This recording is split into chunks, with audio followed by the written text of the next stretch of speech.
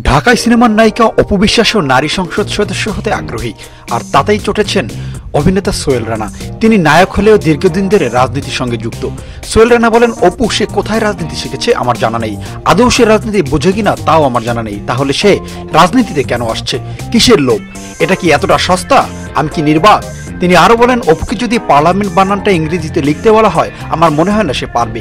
পার্লামেন্টে বসে এদের কাজ কি হবে? এটা রাজনীতির জায়গা, অভিনয়ের জায়গা নয়। হাস্যকর বানিয়ে ফেলেছে পুরো ব্যাপারটা। এদিকে সোহেল রানার এমন মন্তব্যে জবাব দিয়েছেন চিত্রনায়িকা অপু বিশ্বাস। ঢালিউডের এই বিউটি কুইন বলেন, তিনি আমাদের শ্রদ্ধেয় ব্যক্তিত্ব। তিনি একথা সত্যিই বলেছেন কিনা আমি জানি না। যদি বলে থাকেন তাহলে বলবো আমাকে কটাক্ষ করা হয়েছে। আমি তার তুলনায় অনেক ছোট মানুষ। আমার ভুল ত্রুটি সে একটা কল দিয়ে বলতে পারেন। আমাকে বাসায় ডাকলেও আমি চলে যাব, কিন্তু এভাবে পাবলিকলি আমাকে উদ্দেশ্য করে হেনস্থা করার মানে আমার জানা নেই। আমি বানানটা জানি কি না সেটা নিয়ে কিছু বলার নেই, তবে এটুকু বলতে পারি, এমপি হতে হলে পার্লামেন্ট বানান জানতে হয়। ইংরেজিতে এটা কোথায় দেখলেন?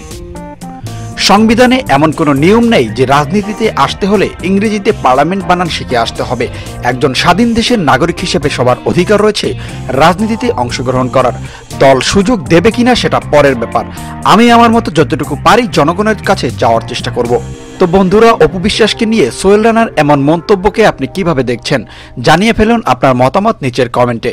প্রিয় ভিউয়ার, ভিডিওটি ভালো লাগলে বেশি বেশি লাইক, কমেন্ট আর শেয়ার করুন। আর নতুন ভিডিওর আপডেট পেতে চ্যানেলটি এখনই সাবস্ক্রাইব করে রাখুন। সেই সঙ্গে পাশে থাকা বেল আইকনটিও প্রেস করতে ভুলবেন না।